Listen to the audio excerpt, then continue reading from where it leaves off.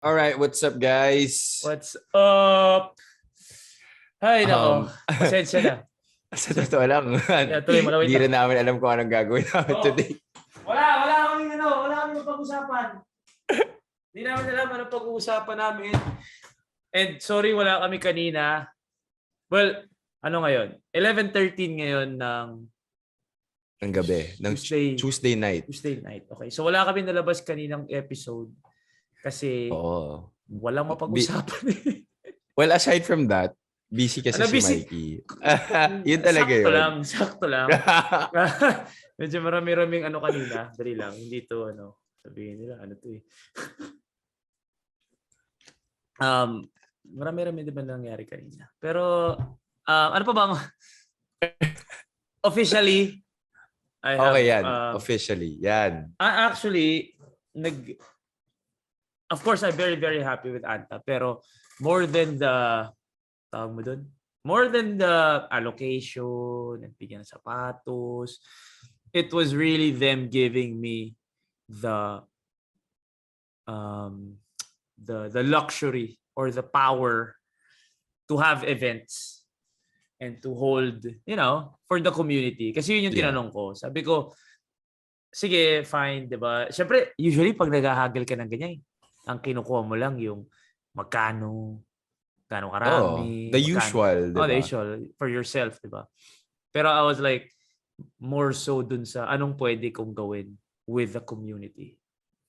Anong pwede kong gawin to influence people to shift to Anta, ganyan-ganyan. Because I really still believe that it is the perfect papawis shoe.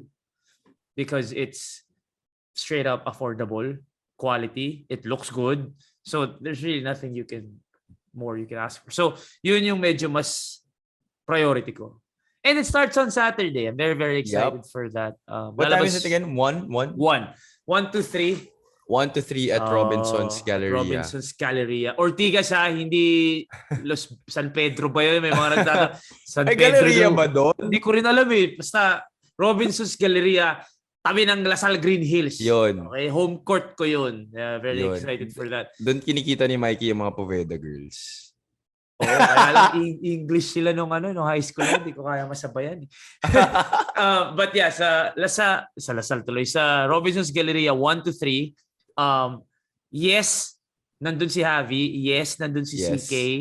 I don't know if Melo's gonna be there, honestly, kasi baka magwala si Melo sa sobrang daming tao. I'm hoping na maraming tao. And then we will shop as a group, di ba? Malay mo, kung lahat tayo, pare-pareho ng sapatos, di ba? 10% discount. 10% tama ba? Discount, man. Like for everyone. And 10%, I know it sounds 10%, but bro, if you buy basketball shoes, that's 500 pesos off. Laki na rin yun, pare. Yung pink ko na sapatos na tinatanong ng lahat, 5,000 lang yun. Sipin mo, 5,000 lang yun? 5,000 lang yun, 4-5. Kasi guys, ito yan. Yung Gordon Hayward tsaka yung KT7, yun yung medyo signature shoe. Yun yung medyo top of the line. Pero yung top of the line nila, hindi rin ganun kamahal. Mga 6'5 ata, 7 or 6, something like that. But I'm trying to embrace yung shock the game kasi yun yung feeling kong pampapawis talaga. Shock the game. And I think that's what exactly you're doing right now. You're shocking the papawis game. Facts, man. The face of papawis. We're really trying to build the papawis culture. So hopefully we'll see all of you on Saturday. And more than just Anta, I'm just excited to see everyone. This is actually our first official event to be meeting the Shoot First community. Matagal na this is overdue. Marami na talagang times na we were planning to do this pero maraming roadblocks na kailangan i-hurdle. But finally, so guys, this is the first event. Hope you guys hindi nyo kailangan bumili naman. So, doon sa mga nagtatanong na, kailangan po ba bumili to be part? No, just pumunta lang kayo. Hindi doon kung hindi kayo bibili. Oo naman. Hindi naman kita pagagalitan. Labas ko dyan. No.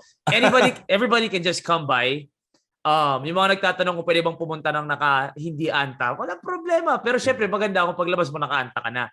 But, everybody, walang pressure yung bili. We're just really excited to meet everyone. So yung mga, actually may mga girls din, pare, na followers ng Shoot First. Na nagtatanong like, may girls line ba yung Anta? Ganyan. So talaga excited. Meron ba? Meron din bro, may Anta girls. So sobrang excited ko lang talaga. Ayo, actually si Kyt si the one Bea or Escudero. Oh, talaga. Oh, Bea Escudero is ano din, naka-anta I forget kung si Denise Densay nandun nung nasa North EDSA kami. So merong line ng walking shoes na pang girls. Si CK, naka-anta pala. So, yeah, hopefully we'll see all of you there. Guys, walang pressure. Hindi to potluck na magdadala kayong pagkain. Just bring yourselves. At mag-enjoy tayo doon, magkwentuhan tayo doon. And of course, di ba, we'll try to get, papawis shoes or walking shoes. At saka, yung draft day shoes ko, nandun din yun. Guys, 3.5 lang yun.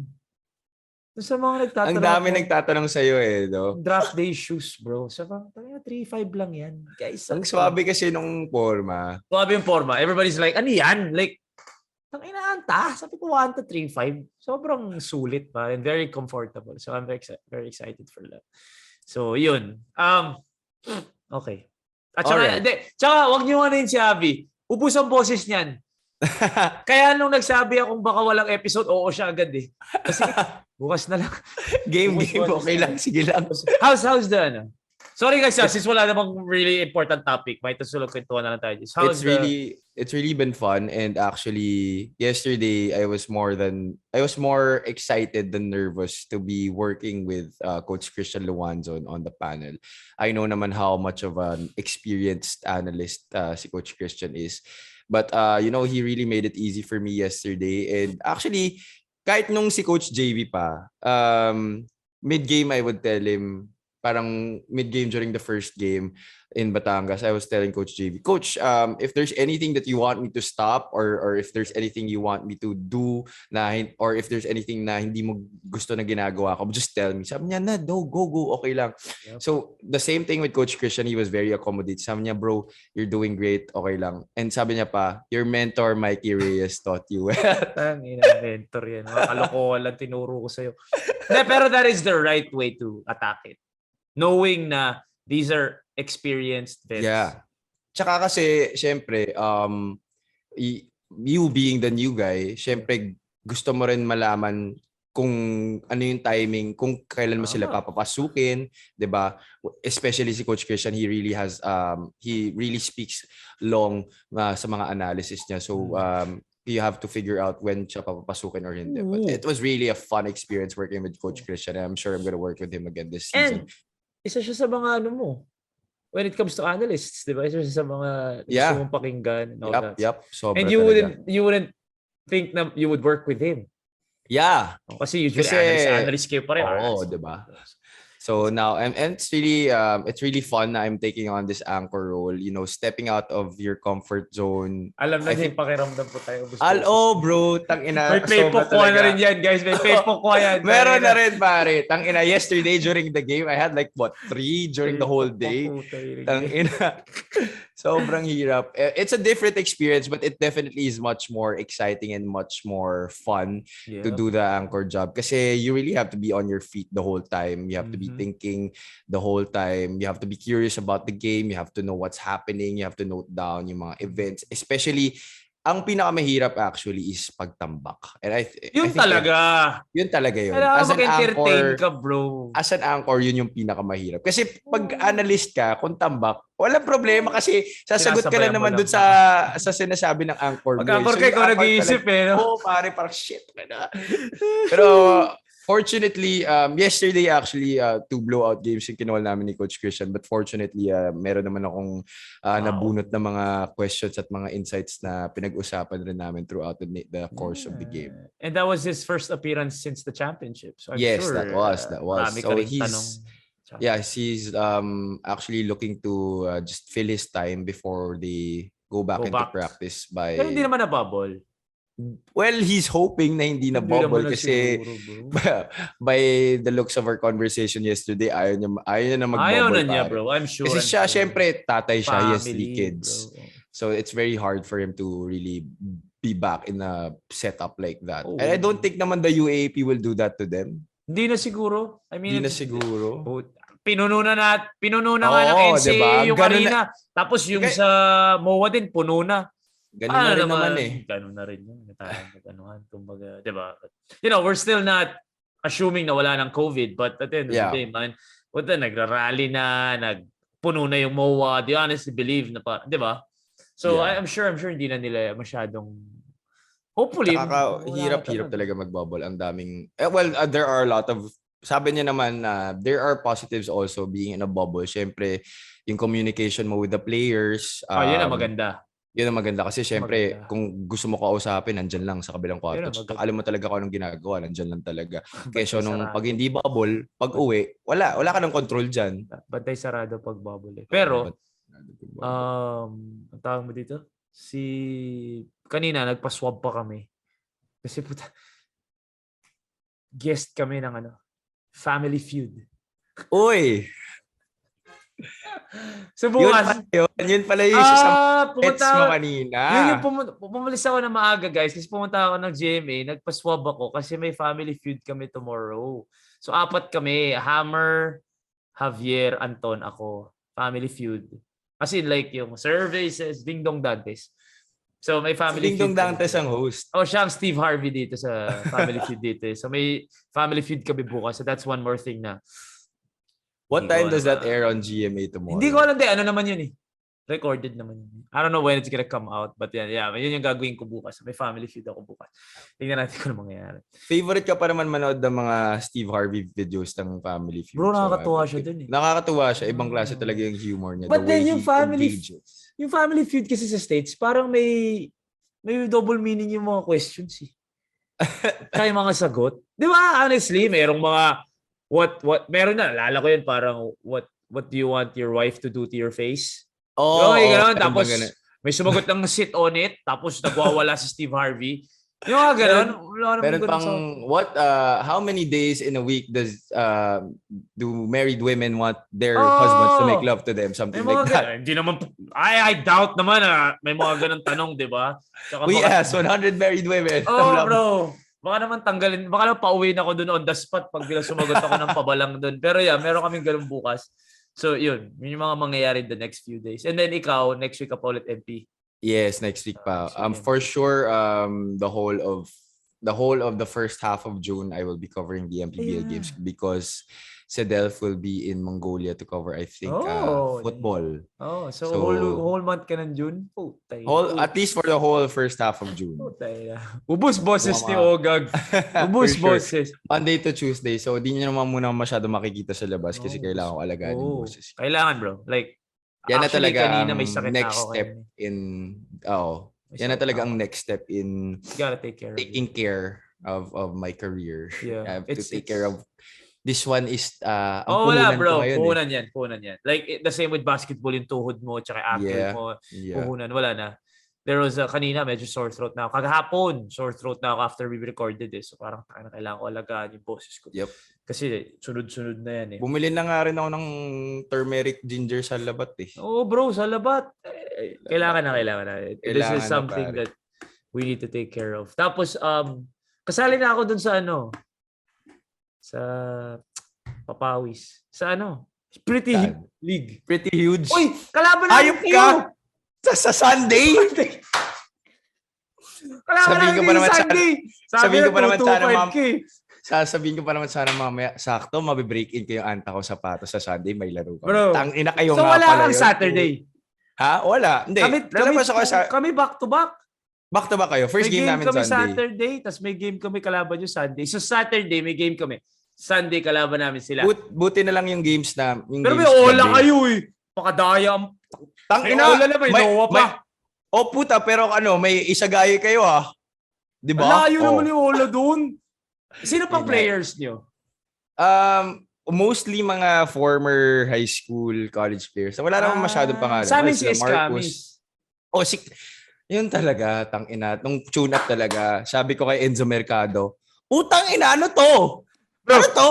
Kaya din ako pumayag. Ito yan, guys ha. Ito, I'll be honest. Mga 5 team na yung kumakausap sa akin. Honestly, kahit si Abby, kinausap ako, gusto sumali. Sila Aldo Panlilio, tinatanong gusto ko sumali. Tapos meron sa mga Lasal Green. Same division ba tayo nila, Aldo? Hindi. Iba, sa Pro-Am daw tayo, doon sila sa mas bababa. But, mga 5 na. Finally, nag-message na si Anton.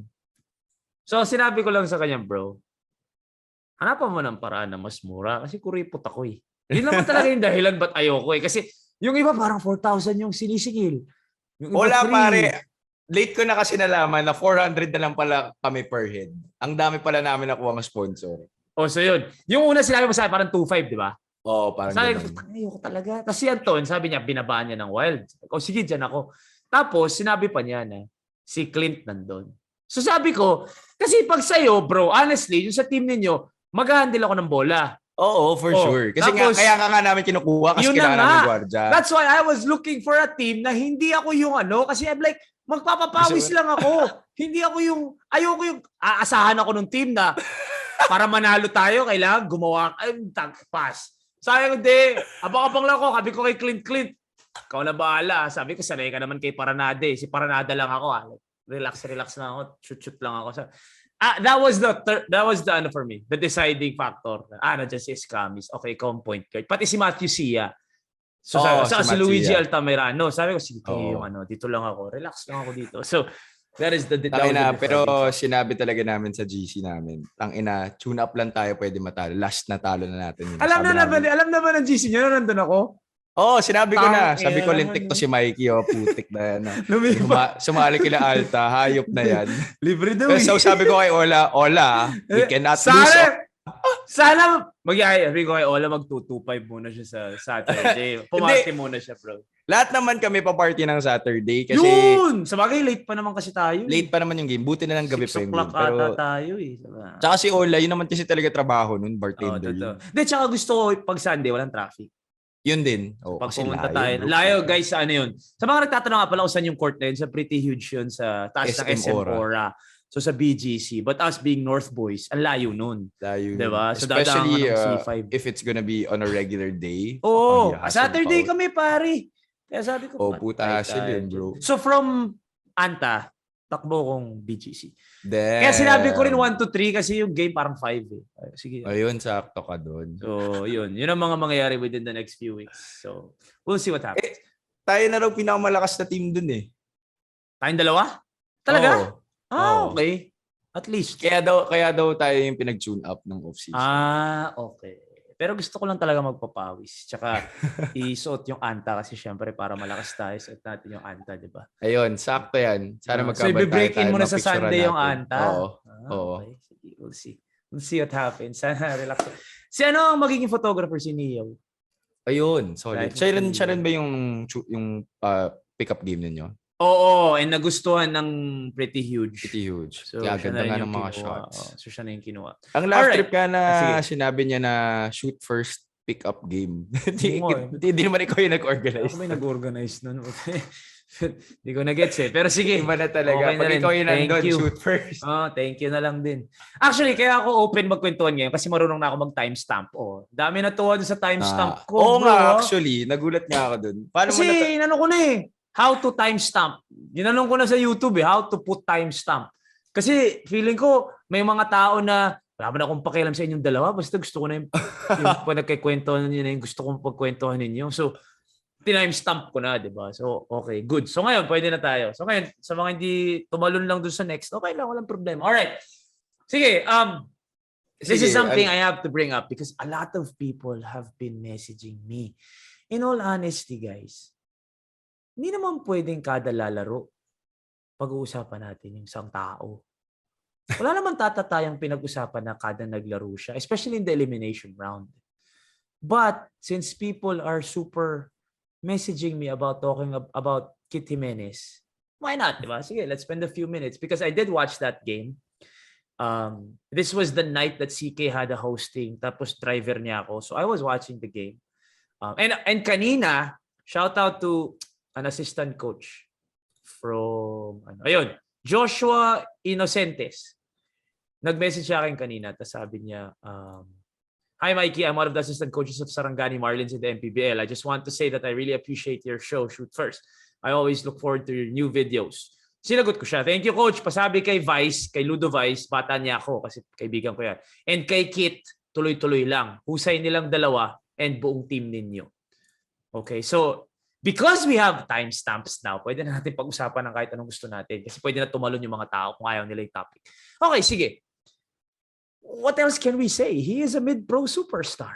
He is. It's not just that he's bringing the viewership from Mavs and all that social media fanfare, but he really is performing well. Bro, I have to, like, in all honesty, man, to the people who hated me because I said he sat on the bench with Perpetual, that's just the truth. I'm not saying he wasn't good. Some say he was injured. Some say ganyan. But at the end of the day, I was covering the NCAA and he did not play at much. So, whatever the reason was, I'm just saying, I didn't see him play masyado. Nung nagdilig daw, ang ganda daw ng pinakita niya before the pandemic. I did not see that. But you were able to watch that. Oh, I didn't see that. So, it's an honest mistake, guys. Hindi ko sinasabi hindi siya magaling. So, all I saw was Dayo videos. And magaling siya doon sa Dayo. But then, alam mo naman, di ba, iba pa din. So, now na napapakita siya 2 straight games with 20 points, 22 points. Wala ka naman na iba masasabi. Like, talagang magaling yung bata. He's gonna be balling out. Oh, pare, he's a mid-pro superstar. I said this, at least, if he makes it to the league, to the PBA, cool. Cheer natin siya. But yun nga sinasabi ko, the worst that can happen in his career is, puta, magiging superstar sa MPBL yan, bro. He already is, actually. He already is. And I think the challenge for him right now is just to be consistent. Because it's just been 2 games and it's gonna be a long season pa. There are 20 teams. 20 so ba? Marami. 20 teams. Well, that's still konti compared to naman. Pero still, 20 So they're playing single round. Lahat? Or may brackets? Yes, everybody's gonna play each other at least once. So 19 games. Damn. 19 games. Tapos parang NBA style ang ginagawa nila kasi Northern and Southern Division pa rin. So parang top 8 ata from both divisions will advance to the playoffs. Yeah. Same as the past MPBL, yung mga full season. So, and also, for sure, he's part of the scouting report na ng lahat ng mga kalaban. Sila ni Ludubais. Oo naman. So, it's gonna be a fun season for all the Kyt Jimenez. I'm not even gonna say Mavs fans because from what I've been hearing and reading sa mga nagko-comment and nagme-message sa akin, hindi na sila okay. Yun ang parang wala na ata. Alam mo, meron na ako narinig na Mav was supposed to be on one of the MPBL lineups. Uy, solid. As in lalaro? He is lined up on one of the MPBL lineups. I'm not sure if it was a Sarangani also. Someone told me yesterday. Magkakagulo yung buong fans club nila noon, bro. Oo, pare. Like, I just have to confirm kung saan lineup siya. Pero narinig ko kahapon. Pero parang di na siya, parang ewan ko kung sure siya kung lalaro eh. Pero naka-line up lang siya. Oo. So for all the Mavs fans that are also listeners of Shoot First, again, there's no toxicity here. But I don't know, yun lang narinig ko na hindi na daw sila magkasama. Parang humiwalay na si Kyt. Parang si Jolo. Parang meron din siyang parang true focus. Okay. ERX ata, parang gano'n. So, well, but that's beyond basketball already. Hindi na natin alam yun. But yeah, he is a mid-pro superstar. He is playing very well. Ang ganda ng mga galaw niya. Ang ganda niya kumilos. He has handles. He has a jump shot.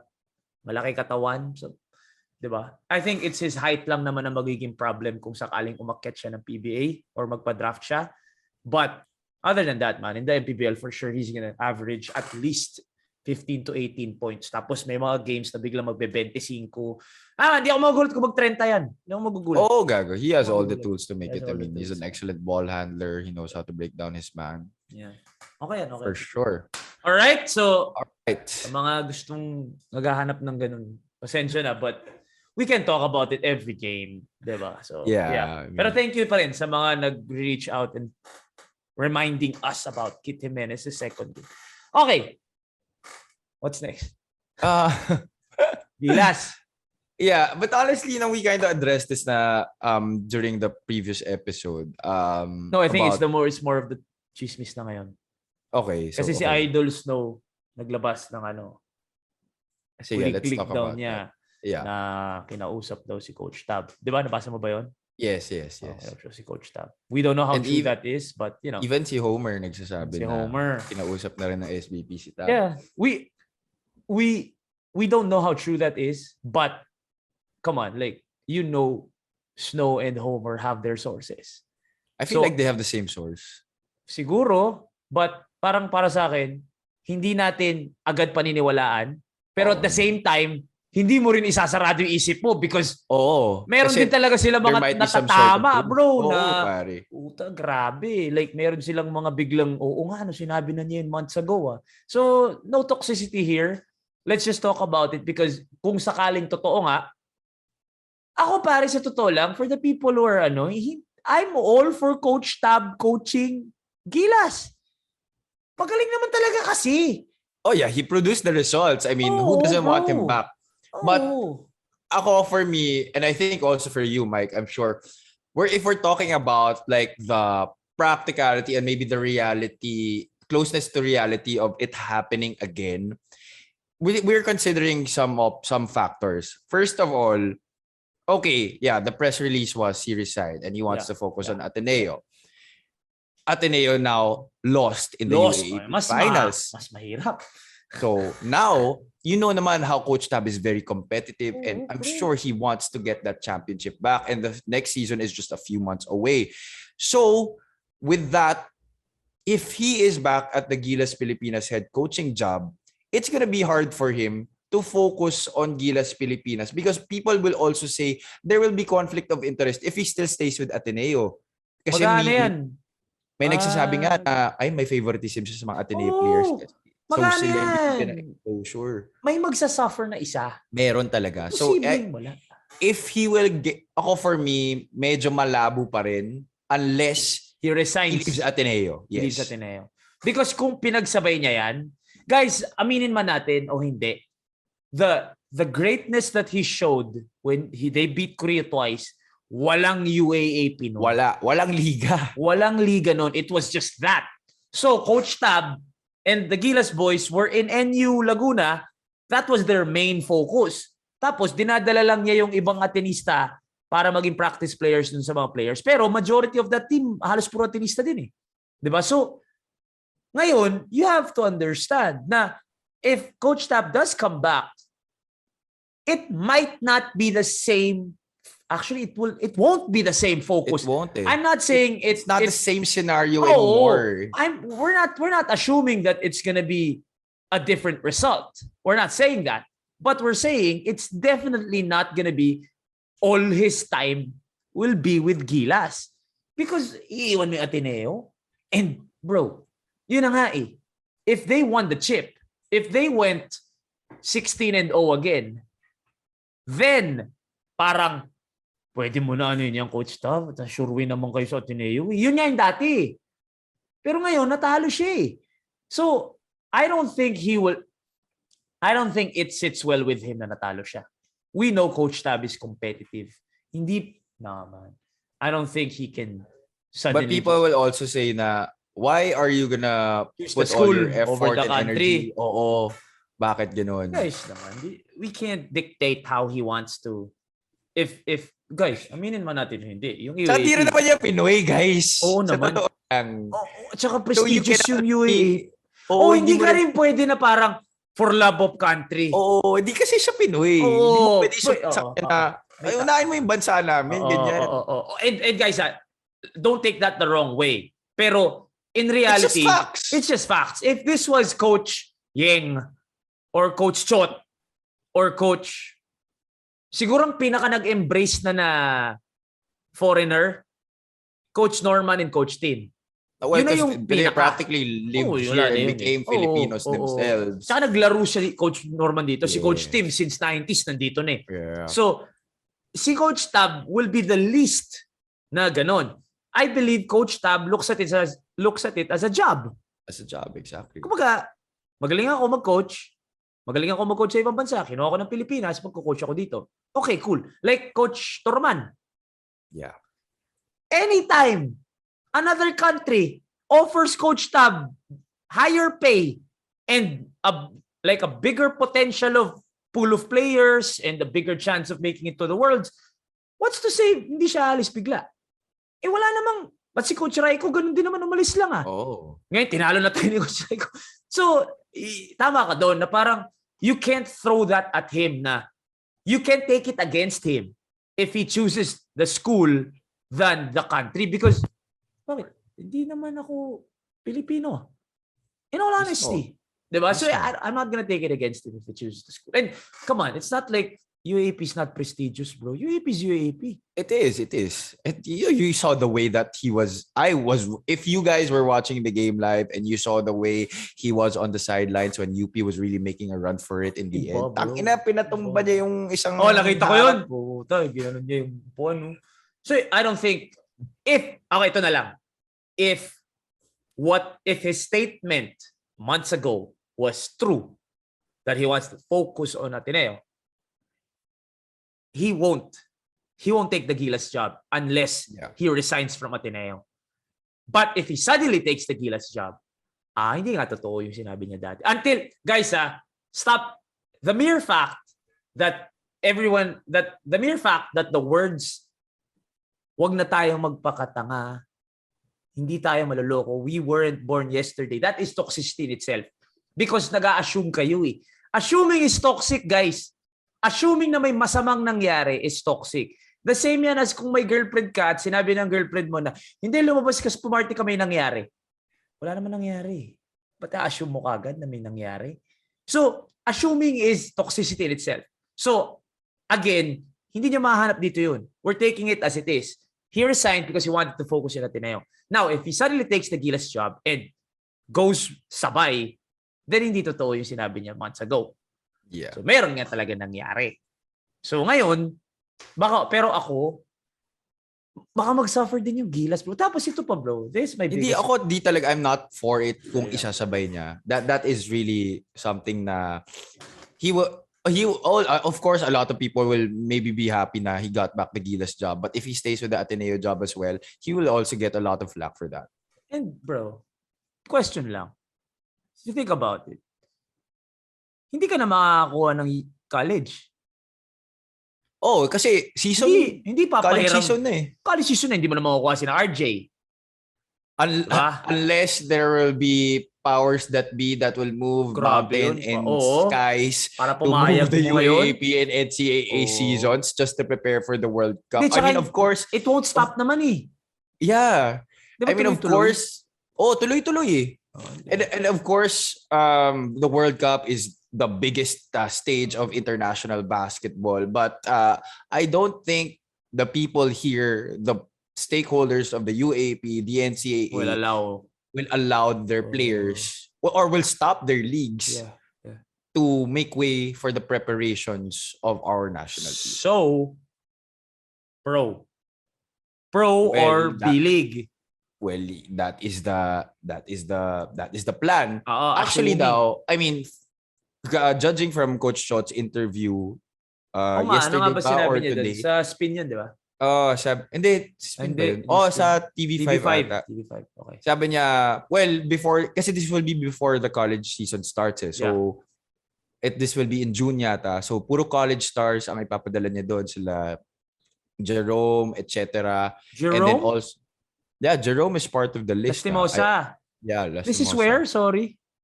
This is gonna be in one of the windows in June. I believe in New Zealand. Okay. Correct me if I'm wrong, guys. But I just trying to recall from the interview kanina. Basta mga college stars daw tsaka yung mga B-League guys. When is this again? I'm so sorry. Off-season sa B-League. June.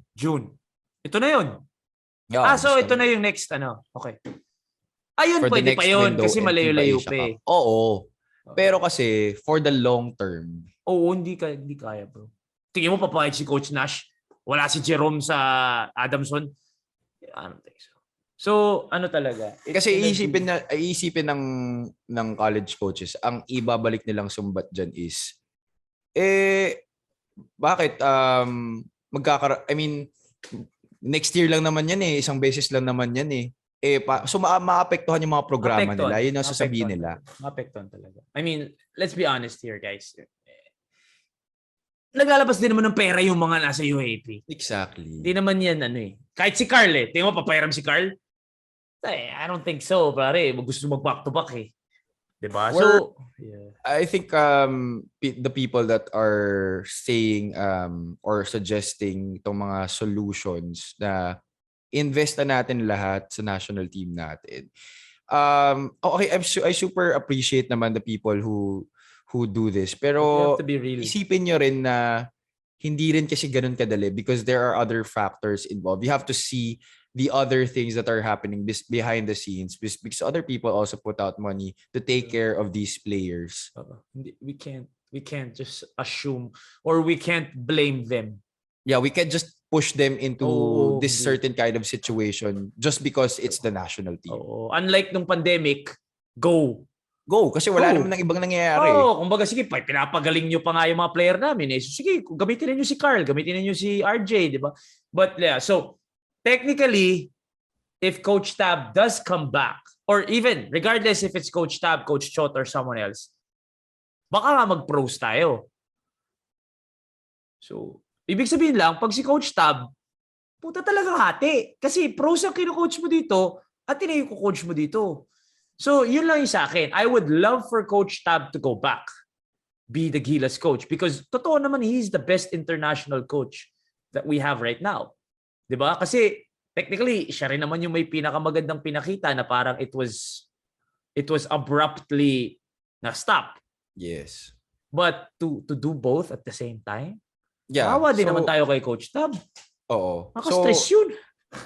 Ito lang guys, I think this is what you have to realize that it will not be the same having Coach Tab back. We cannot expect the same results to happen because we will not have the same situation in front of Coach Tab.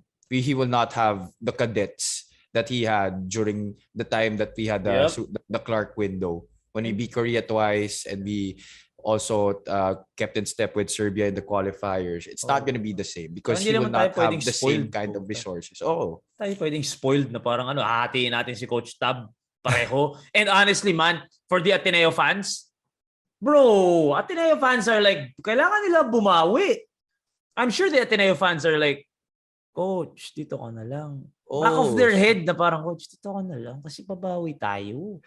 Diba? So, I don't know. Like, sinasabi nila, sige, okay, bigay na namin sa inyo to, pero next year tayo na kami na ulit. Hindi ako niwala na, ako lang, I would love for Coach Tab to be there. But if he would do both at the same time, it's gonna suffer. And I also don't want, Coach Chot, pinagsabay. Kaya sobrang sama nung second conference nila. So I also, as a UAAP fan, ayokong half-ass na kalaban natin next year. Hindi Ateneo na 100% focus. Hindi. I wanna see an Ateneo team na gustong bawian yung UP and UP wanting to go back-to-back as a UAAP fan. So I wanna see that. So for me, you gotta pick one. You have to let him pick one. And if he does pick Gilas, cool. If he picks Ateneo, cool. Huwag tayong Coach Tab dapat dito kayo. Let him decide. And then from there, tingnan natin kung sino yung next Gilas coach na pwede. Kung sakaling mag-Ateneo siya. Diba? And that is why Mikey came up with the idea of having Coach Jimmy Alapag be the next. Hindi ko alam kung magiging totoo yun. Pero ang ganda sana. But if you're looking at the Philippine basketball landscape right now, sino ba ang very qualified na coach na walang trabaho, walang ibang trabaho? You know what? Sige, let's play that game. Yeah. Let's say Coach Tab decides to stay at Ateneo. Okay. Coach Norman? Coach Norman is with Meralco. Yeah, pero like pwede siyang bigyan ng Gilas na. I mean, I'm just saying like kunyari, the same decision that they will give or they may give Coach Tab to choose. Okay. Pwede mong bigay kay Coach Norman. Well, actually, yeah. Someone niya posted in the group itong si Kevin Kyle Saura. Yeah. Because he pointed out that out of all the coaching candidates, Coach hindi naman mention si Coach Norman. Totoo. Coach Norman, pwede. I don't like the idea of Coach Sandy. I mean, I love Coach Sandy. Pero premature naman. Di pa nga nag-head coach masyado sa, di ba nag-head coach sa Ateneo for a while? Yeah, tapos nag-head coach sa Token Text for a while. Tama ba? Oo, ang alam ko parang isang conference. If I'm not mistaken. If I'm not mistaken, guys, sorry, correct me if I'm wrong. Don't take that with a grain of salt. Pero sobrang premature naman nung Coach Andy. Mahal natin si Coach Andy at alam ko malaki ang ambag niya. Pero kahit naman siya siguro parang, wag naman. For me, and this is no shot to Coach Andy. Coach Andy is like one of the best assistant coaches in Philippine basketball right parang now. Parang Coach Ronnie Magsanok. Oh, pare. Best assistant coach. I think he is the best assistant coach in college basketball. Oh, yeah. Yeah. So, let's not go there. Let's not, kumbaga, premature. Okay. Coach Norman. Kasi ako maisip talaga. Coach Yeng. Coach Yeng. Actually, magsasabi dapat siya yung director. Si Coach Yeng? Oo. Siya yung director. Pero kasi, yun, bro. Maraming ayaw rin kay Coach Yeng because of our paltry performance during the 2019 World Cup. Oo, nung siya. I'm just throwing names out there. Sige, Coach Norman, Coach Yeng. Again, kaya na-mention mo na kanina, Coach Ronnie.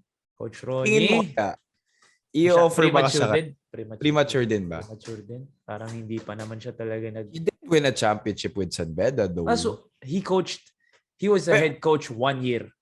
Do you know actually the story behind that? Parang napilitan lang siya to take that job.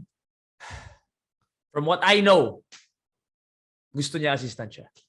Okay. So one of those year kinds of people talaga. Oh, may ganun talaga, bro. It's not something na masama, bro. Talaga. Oo. Di mo rin naman kasi mapipilit yung tao kung ayaw bro, niya. ang dami niyang ginagawa. Oo. Assistant siya sa Meralco. 3x3 siyang, may nag-broadcasting pa siya. Oo. Tapos parang head siya sa 3x3 PBA. Tapos tumutulong din siya sa 3x3 PBA Meralco. Tumutulong din siya sa UP for a while nung huli, last year. Yeah. So, I don't think. So wala. I think it's really Coach Tim, Coach Yeng, Coach Jong maybe? Coach Jong, yeah, he hasn't been on the radar for quite a while. But he's been in the Gilas radar. Like, assistant siya matagal. Assistant siya parate, yeah. And Coach Norman. At tagal na nga rin yan di nag-head coach, ha? Oo. So, Coach Norman, no? Yeah, I think yan lang yung mga names na pwede ko i-bato right now. Again, Coach Jimmy. Sa Coach SMC, Jimmy. I think it's really just Coach Tim. Yeah. Well, people are throwing Coach Aldin. Coach Aldin. Mga nagtatapon ng Coach Aldin doon. Coach Aldin. But I don't think he is gonna leave Chooks to go. I don't think he will also. Ano na yun eh. Alagang Chooks to go na yun. Alagang Chooks malabo na. Pero like in all honesty, Coach Aldin could be someone they could look into. Yeah. I don't know lang kung okay yung relationship niya with that. Yun lang talaga. Alam mo naman may mga ganun eh. Pero skills-wise, coaching-wise, pwede. Oo naman. I think he really has it in him. Tangina, one of the few guys who has won a championship. Tsaka na nirerespeto ni Coach Tab. Nirerespeto ni Coach Tab, pare. Sige, yun. Yeah. Sino pa ba? Actually, yeah, that's pretty much it. Sige. Since we're playing this game. Sige, dun sa mga binato natin. Coach Norman. If Coach Norman goes to Gilas, who do you see taking over Meralco? Let's play this game. Sige, scenarios. Tawid Wednesday lang naman to eh. Sige. Okay. Who will take over Meralco? On their staff right now is Coach Luigi Trillo, Coach Ronnie.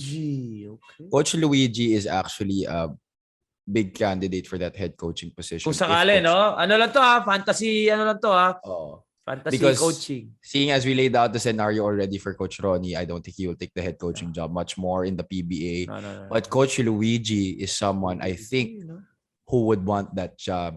Last head coaching job, I believe, was still... Did he head coach for Alaska? Oo. He did, no? Okay, so that was the last... before or after Coach Alex? Yes. That's one more name. Coach Alex Compton. Wala siya ngayon. Wala siya ngayon, bro. Wala siya ngayon. So, Coach Alex is another name we can throw in Gilas. Okay, so that's another name. Okay, so Meralco, sige. Yun, Coach Luigi. I think Coach Alex maybe kung Coach Jong would be an MVP. Yeah. And he sat on the Meralco bench for quite some time as well. Coach Jong. I think they might put Coach Jong there. parang ipapalit siguro nila. Mahilig sila sa ganyan Fantasy lang to guys ha. Fantasy. Okay. Sige, Coach Joe. Okay. If Coach Tim takes over Gilas. Sino na mag-take over sa Ginebra, bro? Parang replaceable, bro. Pero sige, latag natin yung scenario na yun. Coach Olsen, Coach Olsen, Coach Richard. Pero what did you think? Ako lang, wala lang. At the top of my head, I'm just thinking out loud. Wait, gusto pa kaya mag-coach ni Coach Al Francis? Hindi na siguro. Di na siguro. Siguro happy na siya sa ginagawa. Bakit? I don't think he would want headaches anymore. Boss na nga siya eh. Ba't pa ako mag-coach? Siya ng alas 7 tapos nagigising ng alas 7. Wala na. I don't think so. Tama. No, parang yung vibe niya parang, bakit pa ako babalik dyan? Okay na ako dito eh. Di ba? Pero, bro, Coach Al Francis, bro, magaling na coach yun ha. Magaling na coach yun. And his personality, bagay talaga as a Ginebra head coach. Kailangan matapang ka eh. Oo, kailangan matapang. Hindi ka pwedeng laid back na coach. At saka hindi pwedeng affected ka sa sinasabi ng tao. Kasi ang Ginebra is like the Lakers of the PBA. It's the most popular franchise. Very true. Kailangan makapal lang balat mo. Kailangan makapal mukha mo. That's why Stephen A. was saying kanina na with the coaching candidates of the Lakers, you had Darvin Ham, Terry Stotts, and one other guy. Yeah. Sabi niya, hindi pwede yung coach na much more si Darvin Ham na first time mag-head coach. Hindi pwede. Kailangan Tailu. Na walang, na tingin mong, kasi kailangan yung coach na talagang he can stand on his own. Hindi yung sasabihan mo ng ganito. You have to let him take over the reins. I'm going Tailu for that, man. Yeah. He was the only coach na kinayang sigawan si LeBron. Pare. I mean, come on, Darvin Ham. You're gonna coach LeBron? No. I don't think so. So anyway, yun. Sige. With Ginebra. In a fantasy lang din naman. Okay, Coach Al Francis. Coach. Feel ko, so, I love Coach Richard, pero I don't think bagay siya. I don't think. Even Coach Olsen wouldn't. Yeah. Wala. Masyadong irreplaceable si Coach Tim. Ang hirap. But it's only Al Francis Chua that I can think of. Yeah. Na matapang enough na, sige, ako papalit kay Coach Tim. Kasi those shoes are, how can you fill those shoes if hindi ka makapal ang mukha mo at mayabang ka? I mean, as much as it is one of the the most high-paying coaching job in the PBA, most pressure. I think a lot of coaches are scared to take on that. Mahirap yun. To replace Coach Tim. Okay, sige. So Coach Tim, Coach Alex, Coach Norm. Okay. Let's say Coach Tab does take the Gilas job. Teneo. You know who I'm? Coach. Ateneo. Okay, sige. Coach Shot, malamang wala. Nasa TNT. Tsaka feel ko di na babalik ng college. Coach Norman. Putang ina. Bro, balik mo sa Ateneo, bro. Siyempre, seeing as they lost pa the last season. Balik mo sa Ateneo si Coach Norman. Di malayo, ah. I mean, ano lang naman ang gagawin ni Coach Norman? Honestly. Same pay. Bakit hindi? At the end of the day, sorry pero they're both prestigious. And they're both prestigious, Yeah. You cannot say, babalik ka ng college. Bro, iba yung hype, iba yung clout ng college, bro. UAAP yun puta. At saka Ateneo yun eh.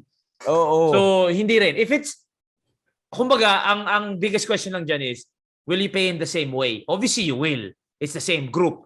Pero you can't tell me na, nasa pro ka na, baba ang college. No, iba UAAP. Iba UAP. Coach K nga, hindi na nag-NBA. Dire-diretso na dun. So, wala. Pwede, pero you can think Coach Norman. That is a good idea, actually. And alam mo kung sino pa? Tagal na rin yung di gumalaw dun sa Meralco eh. Sino pa? Sino? Sa Ateneo? Si Coach Sandy, feeling ko kaya na.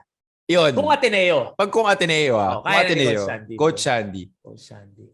That is the natural step in his career development. You know who are two guys that, if not yet, soon, Coach Yuri. And Coach Ford. Coach Ford, yes. If not, I mean, medyo premature pa to. I'm just thinking out loud again. I think more so in the future. More so Coach Yuri because Coach Yuri has been in pwedeng assistant mo si Coach Ford. Oo. Siguro maging first assistant niya si Coach Ford. Nag-abot pa yung mga mag-teammates yan, di ba? Oh. Coach Josh. Coach Josh. He is the head coach of Batang Gilas now. Tsaka sobrang tagal na niya sa Gilas / TNT. Coach Josh could be. Para siya si Coach Charles. Na parang, pwede naman na yan mag-coach sa college, bro. Head coach. Coach Josh. Coach Josh, yeah. Actually. Pero I would love Coach Norman, no? Balik Ateneo. Bro, that would be wild. And that would really signal a sense of urgency with Ateneo. Talaga, feeling ko we are yung not fans fucking din. around this season. Tsaka feeling ko yung fans din. Parang, and this is only if Coach Tab decides to. Yeah, takes the job again. These are all, ang daming factors. Unang-una, tinanong ba talaga si Coach Tab? Oo. Pangalawa, we don't really know just yet. We don't know yet just yet. We're only talking about this because nilabas ni Snow tsaka ni Homer, in which we cannot right out conclude di totoo yan. Hindi. Medyo mapapaisip ka pag sinabi nila. So, kaya lang namin pinag-uusapan to. So, if he does choose Gilas bigla, yun ang pwede. Coach Norman, Coach Josh, Coach Yuri, Coach Sandy. That is, it's some stuff to think about. Guys, I'm sure you have a lot of ideas on your head. Enjoy lang tayo, guys. Seryoso. Please let us know your thoughts as well on this one. At the end of the day. Pero guys, once again, fantasy to. Fantasy lang to. At the end of the day, tayo'y lahat ay nanonood lang. So, kung ano man ang mangyari, tayo'y susuporta. Kaya natatawa ko pag may nangyari na iba dun sa prediction natin or sa napag-usap, parang pinapasamukha sa atin na, mali ka, mali. Ako, honestly, I've moved on from making that battle, yung mga ganyang wala na talaga. From just appreciating, nanonood pa rin pala kayo sa family. Alam niyo kung ano sinasabi. Ito. Kaka-comment lang sa YouTube. Mali, boss, babalik si Coach Tab eh. So, okay, cool. Hindi naman kami nagko-conclude na kahit. Wala bolang crystal dito nagkwekwentuhan lang naman kami dito. Pero salamat pa din sa lahat ng suporta ninyo. The past few weeks have been crazy. Sobra. I mean, it's crazy on social media, everywhere. Kahit minsan naglalakad lang ako, nakamask na ako. Totoo, bro. Totoo, pare. Parang biglang, meron talaga. I mean, you are pretty recognizable with the mask still because of your tats. So, ako hindi masyado because, it's the hair. Must be bro, meron ako isa pa. Itong kay CJ Perez. CJ Perez. Okay, sige. Pag-usapan natin. Kasi sinabi ng asawa niya na he was part na. Nung umaga, diba? Tinext daw sila ng umaga. nagbago. Tapos kinat daw nung gabi. Ako, yeah. They actually have a point in people bringing that up in why CJ Perez is not part of the national team. Because obviously, he's one of the best wingmen in the Philippines right now. What's crazy is he would fit that dribble drive. Exactly. Mo. Diba? Pare, dribble drive CJ Perez. Oo, pare. Yan ang drive talaga kahit anong mangyari. At may shooting. Talaga. Yes. He was one of the guys who will be really perfect for the dribble. I was drive. actually surprised when he wasn't picked. And ang ganda kasi ng dimension na mabibigay niya dun sa team na yun. Kasi yung paramihan ng wing players na kinuha ni Coach Chot, mga more on shooters. Like Matthew Totoo. Wright. Kailangan nyo yung wala talaga yung sobrang go hard na slasher aside from 30 and we call LeBron Lopez. Pero obviously LeBron Lopez doesn't see much time naman. CJ would have been someone who would, kumbaga, break the defense down. Oo. Especially if you're, kumbaga, dribble drive ka. That's the main thing you gotta do, is break the defense down. So yeah, nakakagulat lang. Because actually, nung lumabas yung lineup, nagulat na tayo to begin with. Pero since sinabi lang to nung asawa niya, si Miss Shena Perez, medyo napaisip lang. Parang, bakit nga ba? Parang na-refresh yung utak ko. Ba't nga ba wala si CJ? So, I don't know. Kasi we know why Kevin had to beg off. We know why Robert had to beg off. Yes. Pero si CJ nga, parang nagulat din ako na ba't wala si CJ. Pero yeah, this is something to think about. Pero, non-toxic naman yan. Tsaka tumatawa lang naman si Madam nung sinabi. For sure. Oo nga. Hindi naman niya pinersonal yan. Maayos naman yung, maayos si CJ. Mabait. Okay. Yun lang. Alright. Mahaba pa rin natin ng 54 minutes. Alright, guys. Thank you very much for all the support. As always, hopefully, makita namin kayo sa Saturday. I mean, yes, seriously, please. man. Don't even look at it as an Anta thing. Please. Look at it as a shoot first. Like, kita-kita tayo doon. And then, hopefully, you can check some shoes out. Magdala lang kayo ng card. Magdala lang kayo ng card at cash. Hindi naman kailangan gastusin. Pero like, masaya yun for sure. We'll see you all there. I'm gonna be there. Javi's gonna be there. Kwentuhan tayo lahat doon. Alright, brother. Thank you very much. Alright, yeah. We'll see you all tomorrow. The name is Mikee Reyes. This has been Avi Palanya. Take care of yourself. Take care of each other. Peace and love. Ingat kayo lahat, guys.